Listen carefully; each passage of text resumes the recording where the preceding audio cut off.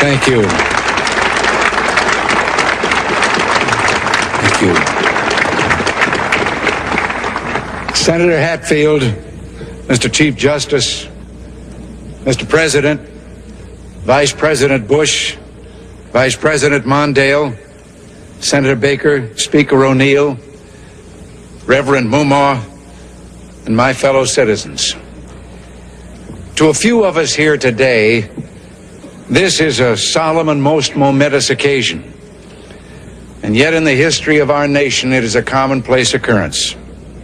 The orderly transfer of authority as called for in the Constitution routinely takes place as it has for almost 2 centuries, and few of us stop to think how unique we really are.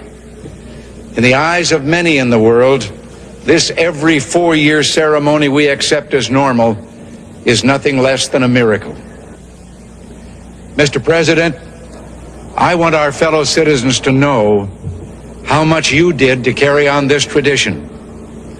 By your gracious cooperation in the transition process, you have shown a watching world that we are a united people, pledged to maintaining a political system which guarantees individual liberty to a greater degree than any other. And I thank you and your people for all your help in maintaining the continuity which is the bulwark of our republic.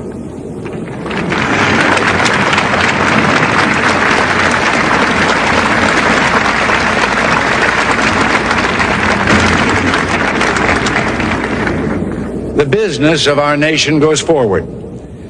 These United States are confronted with an economic affliction of great proportions. We suffer from the longest and one of the worst sustained inflations in our national history. It distorts our economic decisions, penalizes thrift, and crushes the struggling young and the fixed income elderly alike. It threatens to shatter the lives of millions of our people. Idle industries have cast workers into unemployment, human misery, and personal indignity. Those who do work are denied a fair return for their labor by a tax system which penalizes successful achievement and keeps us from maintaining full productivity. But great as our tax burden is, it has not kept pace with public spending. For decades, we have piled deficit upon deficit, mortgaging our future and our children's future for the temporary convenience of the present. To continue this long trend is to guarantee tremendous social, cultural, political, and economic upheavals. You and I, as individuals, can, by borrowing, live beyond our means, but for only a limited period of time. Why then should we think that collectively, as a nation, we're not bound by that same limitation? We must act today in order to preserve tomorrow. And let there be no misunderstanding. We're going to begin to act beginning today.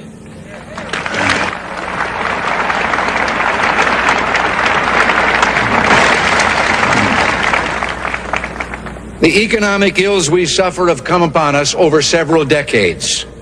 They will not go away in days, weeks, or months, but they will go away. They will go away because we, as Americans, have the capacity now, as we've had in the past, to do whatever needs to be done to preserve this last and greatest bastion of freedom. In this present crisis, government is not the solution to our problem. Government is the problem.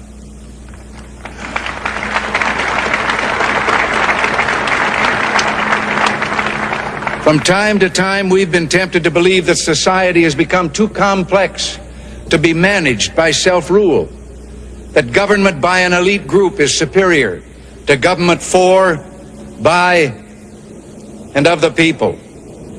Well, if no one among us is capable of governing himself, then who among us has the capacity to govern someone else? All of us together, in and out of government, must bear the burden. The solutions we seek must be equitable, with no one group singled out to pay a higher price. We hear much of special interest groups. Well, our concern must be for a special interest group that has been too long neglected.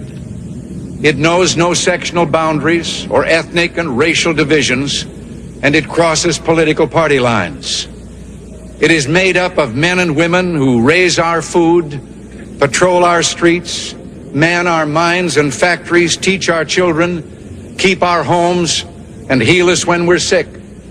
Professionals, industrialists, shopkeepers, clerks, cabbies, and truck drivers. They are, in short, we the people. This breed called Americans. Well, this administration's objective will be a healthy, vigorous, growing economy that provides equal opportunities for all Americans with no barriers born of bigotry or discrimination. Putting America back to work means putting all Americans back to work. Ending inflation means freeing all Americans from the terror of runaway living costs. All must share in the productive work of this new beginning, and all must share in the bounty of a revived economy. With the idealism and fair play which are the core of our system and our strength, we can have a strong and prosperous America at peace with itself and the world. So as we begin, let us take inventory. We are a nation that has a government, not the other way around. And this makes us special among the nations of the earth. Our government has no power except that granted it by the people. It is time to check and reverse the growth of government, which shows signs of having grown beyond the consent of the governed.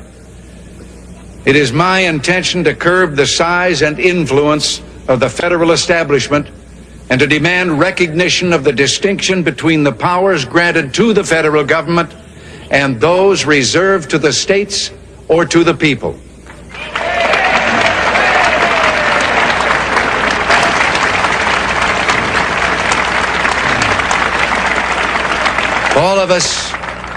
All of us need to be reminded that the federal government did not create the states. The states created the federal government.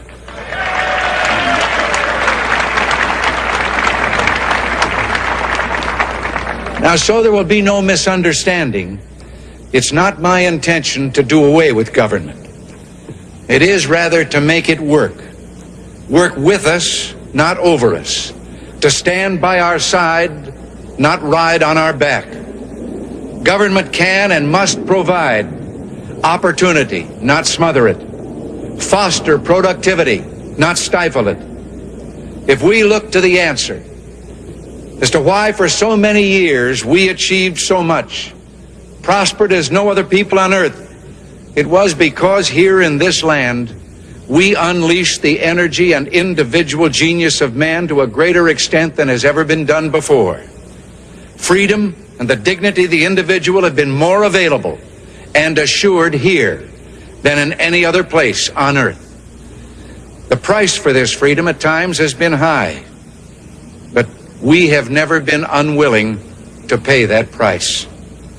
It is no coincidence that our present troubles parallel and are proportionate to the intervention and intrusion in our lives that result from unnecessary and excessive growth of government. It is time for us to realize that we're too great a nation to limit ourselves to small dreams. We're not, as some would have us believe, doomed to an inevitable decline. I do not believe in a fate that will fall on us no matter what we do. I do believe in a fate that will fall on us if we do nothing. So with all the creative energy at our command, let us begin an era of national renewal. Let us renew our determination, our courage, and our strength. And let us renew our faith and our hope. We have every right to dream heroic dreams. Those who say that we're in a time when there are no heroes, they just don't know where to look. You can see heroes every day going in and out of factory gates. Others, a handful in number, produce enough food to feed all of us and then the world beyond. You meet heroes across a counter, and they're on both sides of that counter. There are entrepreneurs with faith in themselves and faith in an idea who create new jobs, new wealth, and opportunity. They're individuals and families who take taxes support the government and whose voluntary gifts support church, charity, culture, art, and education. Their patriotism is quiet but deep.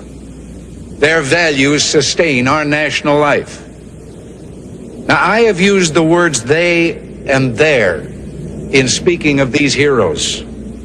I could say you and your, because I'm addressing the heroes of whom I speak, you, the citizens of this blessed land. Your dreams, your hopes, your goals are going to be the dreams, the hopes, and the goals of this administration, so help me God.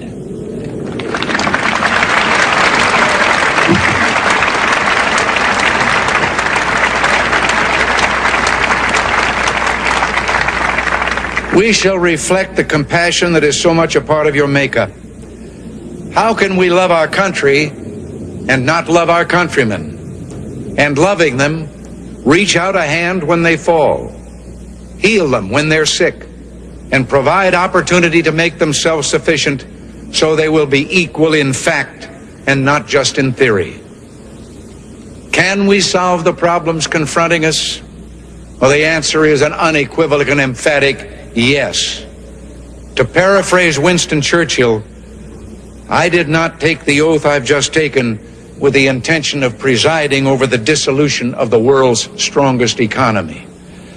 In the days ahead, I will propose removing the roadblocks that have slowed our economy and reduced productivity. Steps will be taken aimed at restoring the balance between the various levels of government. Progress may be slow, measured in inches and feet, not miles, but we will progress. It is time to reawaken this industrial giant, to get government back within its means, and to lighten our punitive tax burden. And these will be our first priorities, and on these principles there will be no compromise.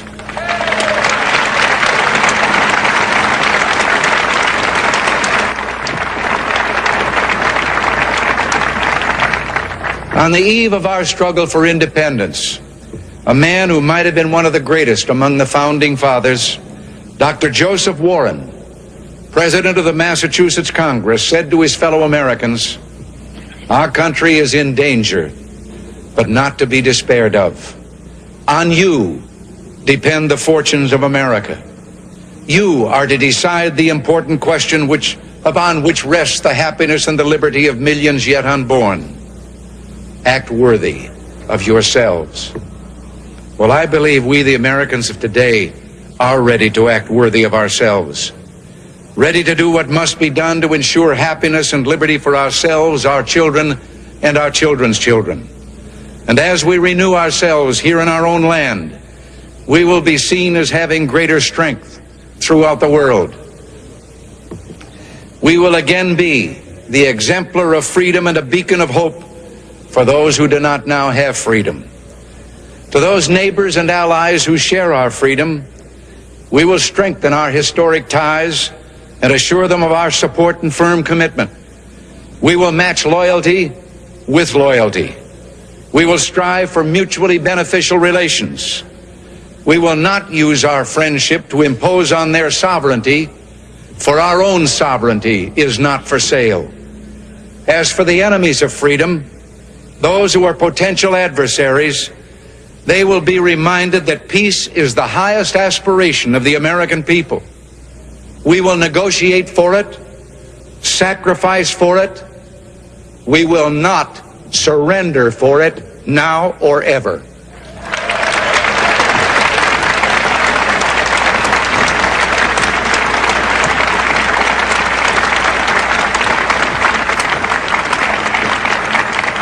Our forbearance